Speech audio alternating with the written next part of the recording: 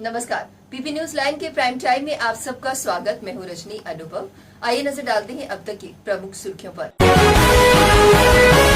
सड़क बिजली पानी नहीं बल्कि पार्टी अपनी खोई पहचान यानी 370 पाने के लिए उतरेगी मैदान में, कहा उमर अब्दुल्ला ने। चौधरी रोशन हुसैन गुज्जर को जेके बीजेपी का चुना गया अध्यक्ष। आम आदमी पार्टी ने सरकार पर साधा निशाना, कहा देश के विरुद्ध खड़े हर एक व्यक्ति का नाम किया जाए सार्वजनिक। और जम्मू कश्मीर स्पोर्ट्स काउंसिल और जम्मू कश्मीर फुटबॉल एसोसिएशन के खिलाफ खिलाड़ियों का प्रदर्शन। दक्षिण कश्मीर के अनंतनाग में नेशनल कॉन्फ्रेंस के नेता एवं पूर्व मुख्यमंत्री उमर अब्दुल्ला ने कहा कि भविष्य में होने वाले विधानसभा चुनाव में इस बार उनकी पार्टी सड़क, बिजली और पानी नहीं बल्कि उनकी खोई हुई पहचान पाने के लिए मैदान में उतरेगी।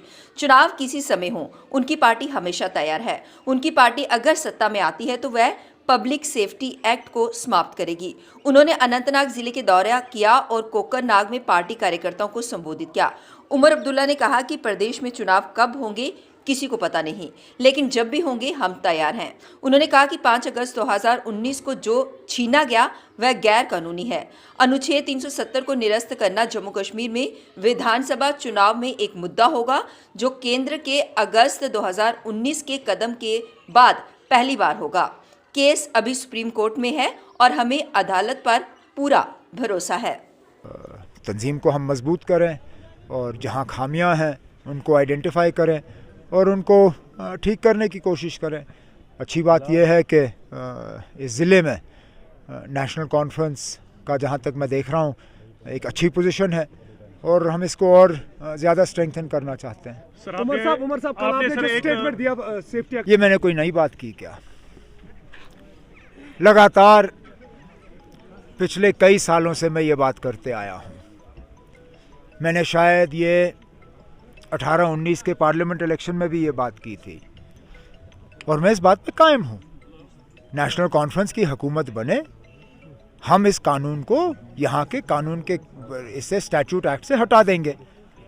अगर कोई इसकी मुखालफत करना चाहता है तो वो कहे लोगों को कि वो ये कानून रखना चाहते हैं। मुझे कोई एतराज़ नहीं है, वो अपनी तकरीरों में कहे कि उमर अब्दुल्ला हटाने वाला है, मैं रखने वाला हूँ, रखे। फिर देखते हैं लोग किसके साथ चलने के लिए तैयार हैं। मैं मानता हूँ लीज एक्सपायर हो गए हैं, आप उन लीजेस को रिन्यू करना चाहते हैं, कम से कम जो वहाँ पे हैं उनको मौका पहले दे दीजिए। आप रेट फिक्स करिए, उनसे कहिए कि वो भरें। अगर उनसे नहीं भरा जाता फिर आप दूसरों को ढूंढिए।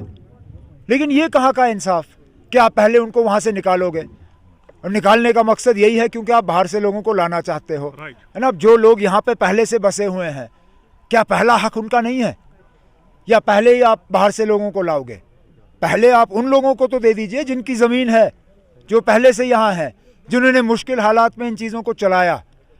अगर आप बाहर से नए को लाना चाहते हो, कोई एतराज़ नहीं, लाइए, लेकिन उनके लिए नए प्रोजेक्ट्स बनाइए, नए इलाके आइडेंटिफाई करिए। यहाँ इतने इलाके हैं जिनको टूरिज़्म के नक्शे पर लाया जा सकता है, इतने खूबसूरत इलाके हैं जो अनडेवलप्ड हैं, उनको करिए इनके हवाले। बनाए सड़कें वहाँ पे, बनाए होटल, बनाए स्की रिजॉर्ट्स। कोई वरी नहीं ना, कोई वरी नहीं, जब होंगे देखी जाएगी। लेकिन मैं बार बार कहता हूँ, हम इन इलेक्शनों के लिए भीख नहीं मांगेंगे। हम इतने गिरे हुए लोग नहीं हैं। आप चाहते हो क्या हम घुटनों पे उतरें और आपके सामने झोली फैला के कहें कि हमें इलेक्शन दे दो? जब आपने करने होंगे करिए। आज चौधरी रोशन हुसैन गुज्जर को जेके बीजेपी का अध्यक्ष चुना गया। इस मौके पर बीजेपी एसटी ऑफिस बठिंडी में चौधरी जान, मोहम्मद चौधरी अली, मोहम्मद चीची व अन्य गणमान्य लोगों द्वारा उन्हें सम्मानित किया गया। इसके लिए चौधरी रोशन हुसैन गुज्जर ने बीजेपी के आला अधिकारियों का शुक्रिया अदा किया कि उन्होंने भारतीय जनता पार्टी का जो सबका साथ सबका विकास का नारा है उसको मद्देनज़र रखते हुए जिस तरह हमारे मोर्चे में हम लोगों ने काम किया दिन रात, तो उन्होंने उस हमारे काम की कदर की और मुझे एक बहुत बड़ी जिम्मेवारी दी जिसमें स्टेट का मुझे अध्यक्ष बनाया गया, एसटी का जिसमें गुजर बकरवाल, गद्दी, सीपी और शीना लोग आते हैं, तो उनका मुझे अध्यक्ष बनाया गया। इंशाल्लाह मैं कोशिश करूंगा कि पार्टी ने जो मुझ पे जिम्मेवारी डाली है पार्टी को मजबूत करने के लिए, इस कम्युनिटी को अपलिफ्ट करने के लिए, तो मैं सारी चीज़ों को मद्देनज़र रखते हुए एक अच्छा काम करूँगा। और जितनी भी मेरी टीम है, जिस तरह जान साहब मेरे साथ हैं, यहाँ हमारे अली गुजर साहब हैं और बाकी साथी जितने भी हैं, सारे लोगों को साथ लेकर चलेंगे और भारतीय जनता पार्टी को मज़ीद ऊंचाइयों पे पहुंचाएंगे हम। अभी आप एसटी लोगों के लिए क्या खास करेंगे? देखो, जिस तरह हमारे इस वक्त सबसे पहले एक इंतशार फैलाया हुआ है हमारी एसटी कम्युनिटी में, हम सबसे पहले आम आदमी पार्टी द्वारा आज सरकार पर निशाना साधा गया। एक पत्रकार वार्ता के दौरान आम आदमी पार्टी नेता तरनजीत सिंह टोनी ने कहा कि एक तरफ तो सरकार आतंकवाद के प्रति जीरो टॉलरेंस की बात करती है, तो वहीं अभी तक कई ऐसे बड़े नेता और कई बड़े लोग हैं जिनका नाम अभी भी सरकार ने सार्वजनिक नहीं किया। उन्होंने कहा कि गुलाम नबी आज़ाद जब मुख्यमंत्री थे, उन्होंने ऐसी एक लिस्ट उस समय के प्रधानमंत्री मनमोहन सिंह को दी थी, पर फिर भी इस मामले में कोई कार्यवाही नहीं की गई। उन्होंने सरकार से इस मामले में कार्यवाही करने की मांग की। Hand and glove with those militants, those who are waging war against India. तो मैं चाहता हूं कि आज की सरकार वो लिस्ट को छाया कर दे जो एज ए चीफ मिनिस्टर आजाद साहब ने वहां पे भेजी थी। और मैं तो ये हैरान हूं, आजाद साहब आप क्यों खामोश रहे इतने साल?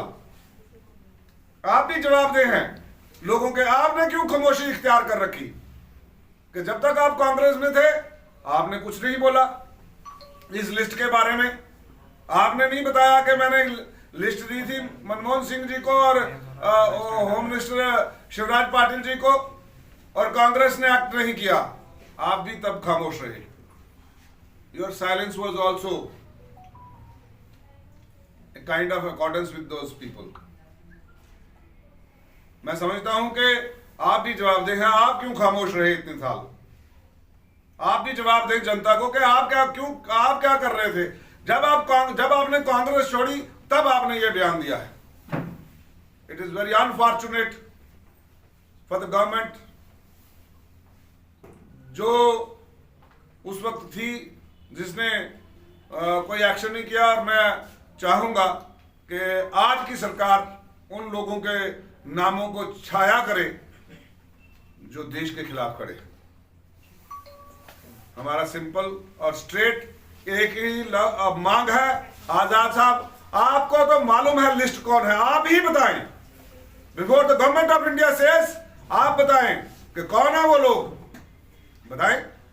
इसमें आपको दोस्ती रिश्तेदारी छोड़ के ये देखना पड़ेगा देश बड़ा है, और देश के लिए कितना भी बड़े ओहदे पे कोई बैठा आदमी क्यों ना हो, देश के लिए कुर्बान किया जा सकता है। जो मिलिटेंट के साथ खड़ा है वो देश का नहीं हो सकता।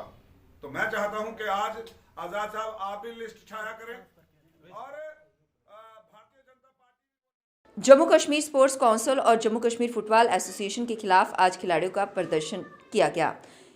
प्रदर्शनकारियों ने नारेबाजी कर नाराजगी जताई। प्रदर्शनकारियों ने कहा कि जम्मू कश्मीर स्पोर्ट्स काउंसिल और जम्मू कश्मीर फुटबॉल एसोसिएशन द्वारा जूनियर संतोष ट्रॉफी के लिए चयन के लिए भेदभाव किया गया है, जो सरासर गलत है। उन्होंने इस पर नाराजगी जताते हुए जल्द इस मामले की कार्यवाही करने की मांग की।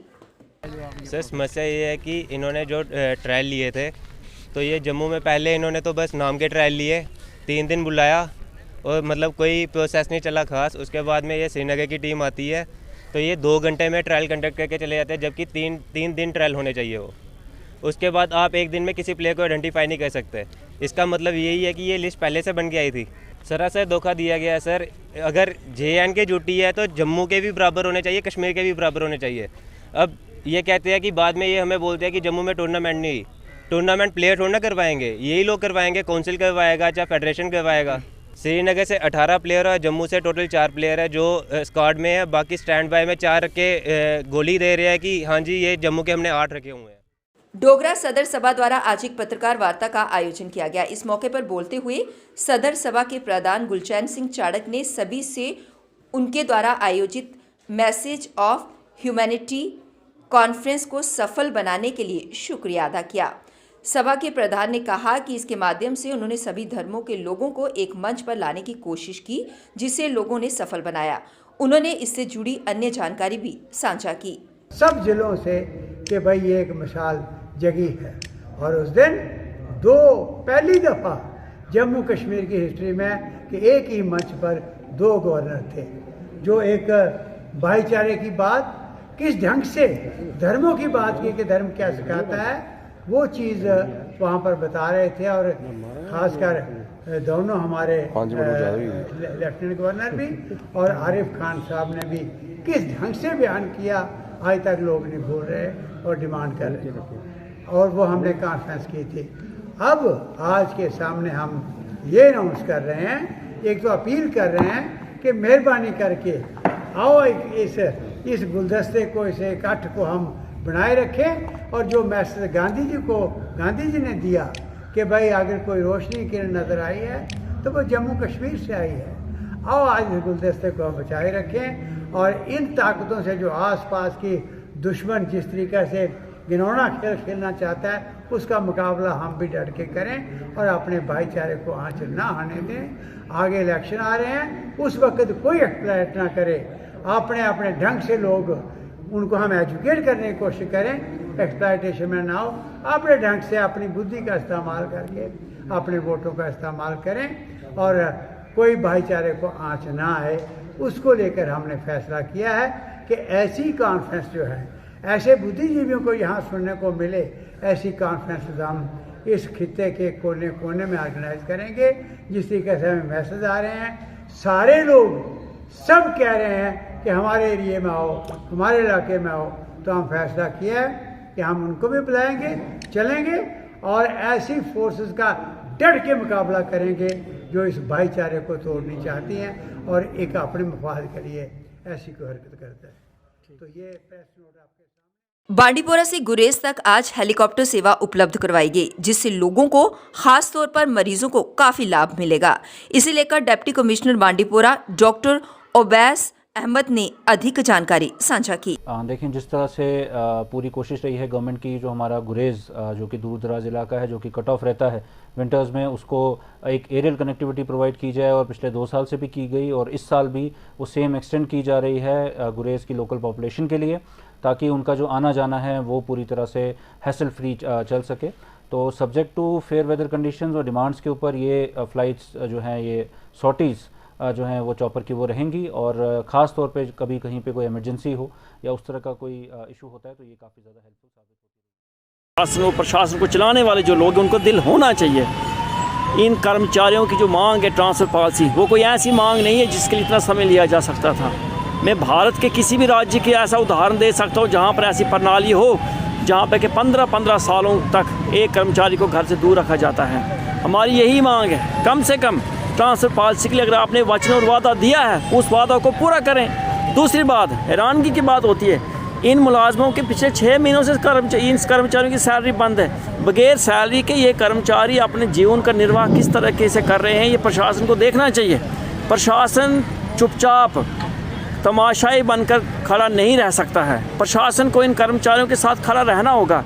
एक तरफ से थ्रेट लेटर आते हैं, दूसरी तरफ से बायोमेट्रिक अटेंडेंस का ऑर्डर आता है, एक तरफ कुआं है, एक तरफ खाई है और बीच में प्रशासन ही, मैं कहता हूं, धक्का देने के लिए खड़ा है। कम से कम प्रशासन को मानवता का चश्मे के साथ इसको देखना चाहिए। ये इंसानी की तरह देखने की बात है। अगर इसको रूल्स और रेगुलेशन के चश्मे से देखेंगे, बहुत सारी चीज़ें आ जाती हैं बीच में, लेकिन अगर इंसानियत की नज़रिए से देखा जाएगा तो इस समस्या का समाधान हो सकता है। इस समस्या का समाधान यही है कि पिछले दिनों हमने देखा है, एलजी साहब ने खुद कहा है कि बातचीत के लिए उनके दरवाजे हमेशा खुले हैं। तो हम यही चाहते हैं कि कम से कम अगर वो दरवाजे खुले हैं तो इन कर्मचारियों के साथ एक बार बात की जाए, इनके दुख और दर्द को सुना जाए। जब आप इनकी बात सुनेंगे तो मैं यकीन के साथ कह सकता हूँ कि कोई ना कोई समस्या का समाधान निकल कर सामने जरूर आएगा। प्रधानमंत्री के विकास पैकेज 2015 के तहत कश्मीर से पलायन करने वाले लोगों को 2693 सरकारी नौकरियां दी गई हैं। केंद्रीय गृह राज्य मंत्री नित्यानंद राय ने मंगलवार को लोकसभा में एक प्रश्न के लिखित उत्तर में ये जानकारी दी। उन्होंने बताया कि सरकार ने कश्मीरी प्रवासी कर्मचारियों के लिए 6000 ट्रांजिट आवासों के निर्माण को भी मंजूरी दी है, जो घाटी में जम्मू कश्मीर सरकार के विभिन्न विभागों में कार्यरत हैं या कार्य करेंगे। केंद्रीय मंत्री ने कहा कि जम्मू कश्मीर सरकार ने कश्मीरी प्रवासियों की शिकायतों पर ध्यान देने के लिए 7 सितंबर 2021 को एक पोर्टल की शुरुआत की थी। जम्मू कश्मीर सरकार ने 64,000 करोड़ रुपए के निवेश प्रस्ताव की सूचना दी है, जिसमें से 2500 करोड़ रुपए पहले ही प्राप्त हो चुके हैं। केंद्रीय गृह राज्य मंत्री नित्यानंद राय ने लोकसभा में ये जानकारी दी। उप जिला अस्पताल नौशहरा में नवनिर्माण अस्पताल की इमारत का काम जो कि पिछले 4 वर्षों से बंद पड़ा था, उसे एक बार फिर से शुरू किया गया। इस मौके पर मुख्य चिकित्सा अधिकारी Rajouri doctor Abdul Hamid Zargar, DDC Seri Sangeeta Sharma, BCC Seri Neena Sharma, BDC Naushera Bodhraj, block medical officer Naushera doctor Chandra Prakash, ward पार्षद व अन्य लोग मौजूद रहे, जिन्होंने पूजा अर्चना कर इस नवनिर्माण अस्पताल के कार्य को एक बार फिर से शुरू करवाया।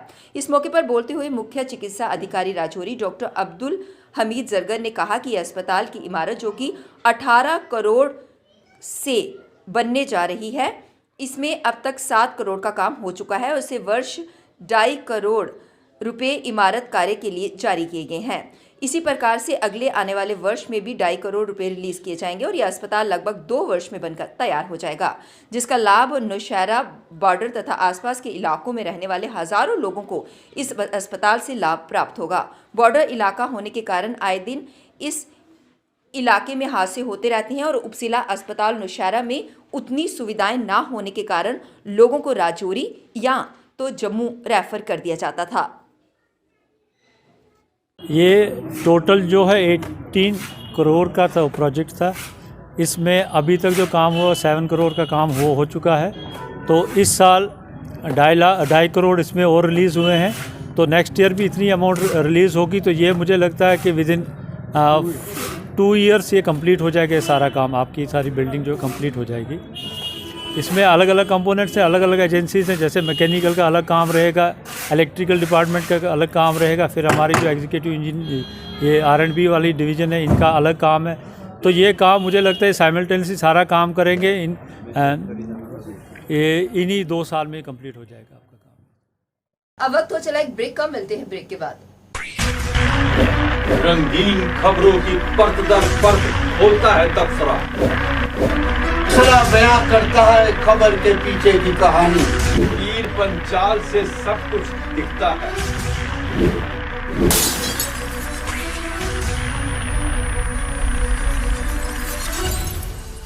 ब्रेक के बाद बढ़ते हैं अगली बड़ी खबर की ओर। जम्मू कश्मीर में गांव-गांव और शहर-शहर संस्कृत की अलख जगाने के लिए मोबाइल संस्कृत गुरुकुल का शुभारंभ किया गया। उपराज्यपाल मनोज सिन्हा ने गुरुकुल को हरी झंडी दिखाते हुए कहा कि संस्कृत विश्व की सबसे प्राचीनतम भाषा है। इसके प्रचार तथा इसे आगे बढ़ाने के लिए सभी को आगे आना चाहिए। G20 अध्यक्षता कार्यक्रम के दौरान हमें अपनी विरासत, मूल्यों तथा आदर्शों को निश्चित रूप से प्रदर्शित करना चाहिए। इसके लिए सभी प्रमुख संस्कृत संस्थानों को वर्ष पर्यंत गतिविधियों की योजना सरकारी विभागों की मदद से तैयार करनी चाहिए। इस मौके पर DIG व चूड़ामणि संस्कृत संस्थान के प्रमुख न्यासी शक्ति पाठक को कैलक संस्कृत रत्न सम्मान से सम्मानित किया गया। स्कॉस्ट जम्मू में आयोजित कार्यक्रम में उन्होंने कहा कि संस्कृत किसी धर्म विशेष से जुड़ा हुआ नहीं है। इसमें प्राचीन भारत की संपूर्ण जानकारी उपलब्ध है, जिसमें आर्यभट्ट, चरक, सुश्रुत, भास्कराचार्य, बारह मिहिर, ब्रह्मगुप्त जैसे वैज्ञानिक, चिकित्सा विज्ञानी तथा गणितज्ञ शामिल हैं। ये हमारे सामाजिक मूल्यों तथा मानवता का पथ प्रदर्शक भी है। जम्मू कश्मीर में जनवरी के तीसरे सप्ताह में राहुल गांधी के नेतृत्व में प्रस्तावित भारत जोड़ो यात्रा की प्रदेश कांग्रेस ने तैयारियां तेज कर दी हैं। इस कड़ी को रिहर्सल के तौर पर मंगलवार को कांग्रेस सेवा दल के कार्यकर्ताओं ने सतवारी चौक से शहीदी चौक तक पद यात्रा निकाली। भारत जोड़ो यात्रा लखनपुर से होकर श्रीनगर में संपन्न होनी है। विजय शर्मा की अध्यक्षता में निकाली गई पद यात्रा में सेवा दल के स्वयंसेवक राहुल गांधी के समर्थन में नारे लगाते हुए आगे बढ़े। सतवारी से सड़क के दोनों ओर से शहीदी चौक की ओर प्रस्थान किया गया। कुछ किलोमीटर के दायरे में निकाली पद यात्रा विक्रम चौक, ज्योल चौक, विवेकानंद चौक से होते हुए प्रदेश कांग्रेस मुख्यालय तक पहुंची, जहां विजय शर्मा और राजेंद्र ऑल इंडिया कांग्रेस सेवा दल सचिव प्रभारी जम्मू कश्मीर ने कहा कि आज की पदयात्रा का उद्देश्य जम्मू कश्मीर में भारत जोड़ो यात्रा को सफल बनाना है। आज़ादी के बाद इस ऐतिहासिक योजना में आम लोगों और सामाजिक संगठनों के शामिल होने की उम्मीद है। जम्मू शहर के गांधीनगर में कारोबारी राकेश अग्रवाल के घर हुई डकैती की वारदात को पुलिस ने सुलझाने का दावा किया है। पुलिस का कहना है कि इस मामले में 5 आरोपी गिरफ्तार किए गए हैं। इस पूरी साजिश का मास्टरमाइंड हरप्रीत सिंह को भी गिरफ्तार किया गया है। वारदात में 10 लोग शामिल थे, 5 अन्य की गिरफ्तारी होनी बाकी है। पुलिस ने अधिकारी ने एक बताया कि आरोपी हरप्रीत सिंह पूर्व MLC तलोचन सिंह वजीर की हत्या का भी मास्टरमाइंड है। हरप्रीत अपना नाम अमित राणा के नाम से बदल कर रह रहा था। इसके लिए उसने अपने कई फर्जी पहचान पत्र भी बना रखे हैं। वारदात में 9 लोग पंजाब के थे और मुख्य आरोपी हरप्रीत सिंह जम्मू का रहने वाला है। मामले में पुलिस की जांच जारी है। जम्मू के अंबेडकर चौक में all Jammu based reserved category के कर्मचारियों का प्रदर्शन जारी रहा। कर्मचारियों ने दिन भर नारेबाजी की और सरकार से उन्हें घाटी में जम्मू में स्थानांतरित करने की मांग उठाई। कर्मचारियों ने कहा कि वे लंबे समय से स्थानांतरण नीति लागू करने की मांग कर रहे हैं, लेकिन उनकी बात पर सुनवाई नहीं हो रही। जिन लोगों ने स्थानांतरण करवाने का वादा किया था, वे किए वादे भी उनके खोखले साबित हुए। वे ठंड के मौसम में बच्चों के साथ प्रदर्शन करने को मजबूर हैं, लेकिन किसी ने भी उनकी नहीं सुनी। उन्होंने कहा कि जब तक जम्मू संभाग में उनका स्थानांतरित नहीं होता, तब तक प्रदर्शन जारी रहेगा। उन्होंने सरकार से जल्द मांग पूरी करने की गुहार लगाई। टाइम के आज के इस अंक में बस इतना ही। मुझे और मेरी पूरी टीम को दीजिए इजाजत और आप देखते रहिए पीपी न्यूज लाइव। नमस्कार। जम्मू में आई टेस्टिंग की साइंटिफिक और मॉडर्न टेक्नोलॉजी के लिए हमेशा याद रखें जेम ऑप्टिशियंस, जहां पर रखा जाता है आपकी हर जरूरत का ख्याल। Gem opticians with the facility of eye exercise, A scan, biometry, pachymetry और ऑटोमेटेड फील्ड एनालाइजर। और हाँ, हमारे यहाँ बढ़िया क्वालिटी के ब्रांडेड स्पेक्टिकल्स, सनग्लासेस और कॉन्टेक्ट लेंसेज मिलते हैं। आपका भरोसेमंद एक ही नाम, Gem opticians, Gandhinagar. Gem opticians, Nai Basti. Gem opticians, Amphalla. Gem opticians, Trikuta नगर।